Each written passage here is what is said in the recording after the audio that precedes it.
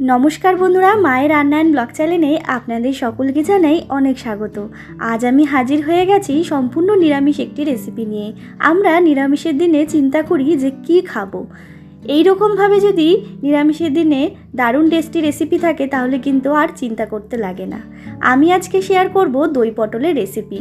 এই রেসিপিটা আপনারা যে কোনো নিরামিষ দিনে গরম ভাতের সাথে তো সার্ভ করতে পারেনই, আবার এই রেসিপিটা কিন্তু রুটি, লুচি, পরোটা, পোলাও, ফ্রাইড রাইস সবের সাথেই কিন্তু আপনারা এই রেসিপিটা সার্ভ করতে পারেন।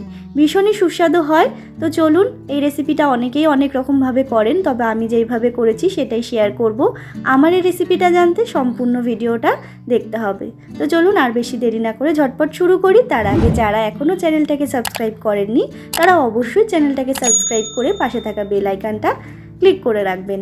তো প্রথমেই আমি এখানে নিয়েছি 500 গ্রাম মতো পটল, আর পটলটাকে কিন্তু আমি কেটে নিয়েছি। দুটো মুখ কেটে নিয়ে কিন্তু আমি খোলাটা ছাড়িয়ে রেখেছি। আর খোলাটা কিন্তু পুরোপুরি ছাড়াবেন না, একটুখানি গায়ে খোলা রাখলে কিন্তু এই রেসিপিটা ভালো লাগে। তো দেখুন, রেসিপিটা তৈরি করার জন্য কিছু মশলা তৈরি করে নেব। এখানে আমি আগেই পোস্ত আর কাজু বাদাম ভিজিয়ে রেখেছিলাম, সেটাও পেস্ট করে নেব। আর আরেকটা মশলা পেস্ট করব, দিয়ে দিলাম আদা আর কাঁচা লঙ্কা। এখন দিয়ে দিচ্ছি সমস্ত গুঁড়ো মশলা, জিরে গুঁড়ো, ধনে গুঁড়ো, হলুদ গুঁড়ো, ঝাল লঙ্কার গুঁড়ো এবং কাশ্মীরি লঙ্কার গুঁড়ো। তারপরে মিক্সিং জারের মধ্যে দিয়ে সামান্য জল দিয়ে কিন্তু আমি একটা মিহি পেস্ট তৈরি করে নেব। আপনারা কিন্তু এই রেসিপিটা অন্যরকমভাবেও করতে পারেন, মানে একটা বাটির মধ্যে আপনারা সমস্ত গুঁড়ো মশলা দিয়ে একটু জল দিয়ে গুলে একটা ঘোল তৈরি করে নিতে পারেন, সেইভাবেও করতে পারেন। আর সেটার ক্ষেত্রে কিন্তু আদা আর কাঁচা লঙ্কাটা আপনারা আলাদা করে পেস্ট করে নেবেন। আমি একবারেই করে নিয়েছি আমার সুবিধা মতো। তারপরে দেখতেই পাচ্ছেন আমি এখানে গ্যাসে সরাসরি কড়াই বসিয়ে তার মধ্যে দিয়ে দিচ্ছি সর্ষের তেল। পুরো রেসিপিটা আমি সর্ষের তেলেই করব।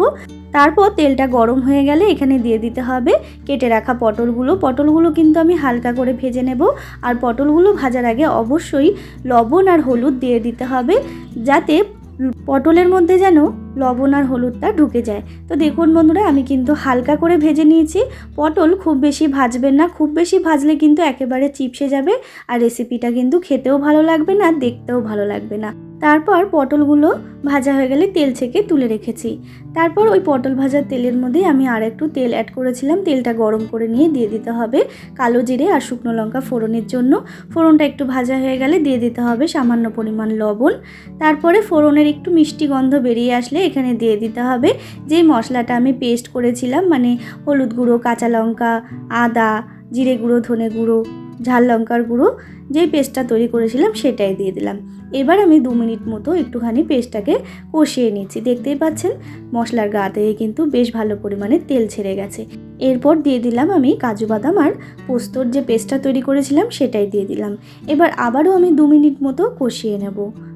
তো দেখুন বন্ধুরা, 2 মিনিট মতো কিন্তু কষিয়ে নিয়েছি। আর যে কোনো রেসিপিতে যতটা মশলা ভালো মতো কষানো হবে ততটাই কিন্তু এর টেস্টটা ভালো হবে। এরপর দিয়ে দিচ্ছি মেন উপকরণ, মানে টক দই। এখানে আমি 4 চামচ মতো টক দই ব্যবহার করেছি। আর অবশ্যই টক দইটাকে কিন্তু ফেটিয়ে নেবেন। আর টক দইটা কিন্তু একটু বেশি পরিমাণেই দিতে হবে। টক দইটা দেওয়ার সময় কিন্তু অবশ্যই গ্যাসের ফ্লেমটা লো টু মিডিয়াম রাখবেন, নাহলে কিন্তু টক দইটা ফেটে যাওয়ার সমস্যা থাকবে। তারপরে আমি 2 মিনিট মতো কষিয়ে নিয়েছি টক দইটা দিয়ে, দেখতেই পাচ্ছেন।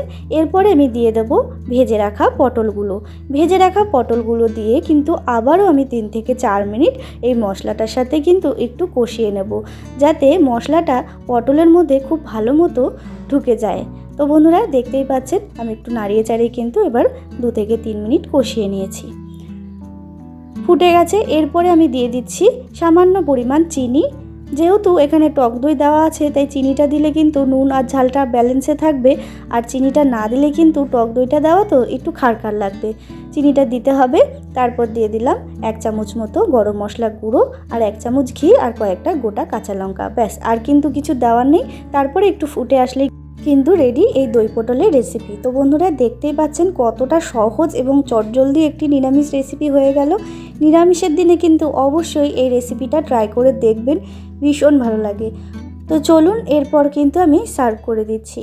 তো তো বন্ধুরা এই রেসিপিটা একবার এইভাবে রান্না করে দেখবেন, খুবই ভালো লাগবে খেতে।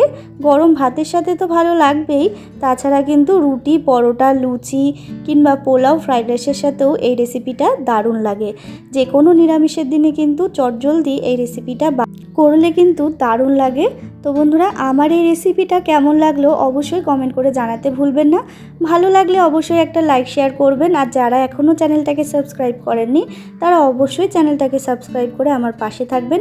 আর যারা চ্যানেলটা সাবস্ক্রাইব করে আমার পাশে আছেন তাদেরকে জানাই অসংখ্য ধন্যবাদ। এইভাবেই আমার পাশে থাকবেন, আমিও আপনাদের পাশে আছি। তো বন্ধুরা আবারও হাজির হয়ে যাব নতুন কোনো রেসিপির সাথে। ততক্ষণের জন্য ভালো থাকবেন, সুস্থ থাকবেন।